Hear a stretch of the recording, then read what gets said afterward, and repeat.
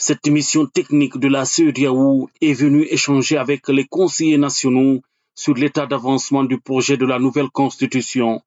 D'entrée, Dr Dansa Kourouma rappelle l'attachement de la Guinée à ses engagements régionaux et internationaux, mais également l'adoption du projet de constitution à l'unanimité lors de la dernière plénière du CNT sous réserve de l'accord du président de la République, le général Mamadi Doumbouya. Si on était au courant que vous étiez là mercredi, on allait vous associer à cette plénière-là en tant qu'observateur pour suivre un peu les débats. C'était un débat de 12h à 23h.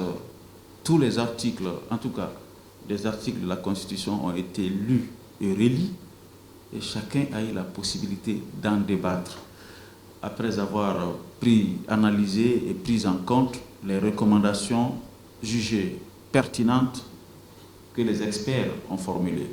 26 lois organiques et 4 lois ordinaires sont en cours de rédaction pour accélérer la mise en œuvre du processus de la transition. Les prochaines étapes consisteront entre autres à traduire en langue nationale la loi fondamentale et sa vulgarisation sur l'ensemble du territoire national. Ce sera la première fois qu'une constitution soit votée avec ces textes organiques.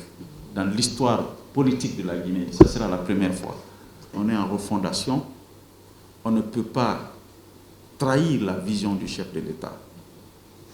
Pour notre part, nous devons donner la constitution au peuple avec ces lois d'application qui sont les lois organiques. Au terme des discussions, la commission technique de la communauté économique des États de l'Afrique de l'Ouest estime que les conclusions de cette rencontre de Conakry augurent de belles perspectives. À cette réunion aujourd'hui, on a eu l'honneur d'écouter très attentivement le compte rendu du président des CNT et aussi le vice-président et les autres membres du Parlement des transitions sur l'état d'avancement des processus de l'adoption de la nouvelle constitution.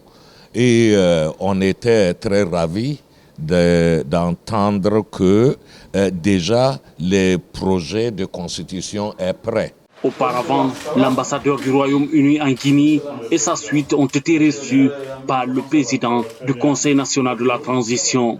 Le diplomate britannique était venu faire ses adieux à Dr Dansa Kourouma et à son institution. John Marshall a saisi l'occasion pour annoncer au président du CNT l'intention de son pays d'introduire auprès de l'institution parlementaire des projets et programmes en faveur du renforcement de la coopération entre Conakry et Londres.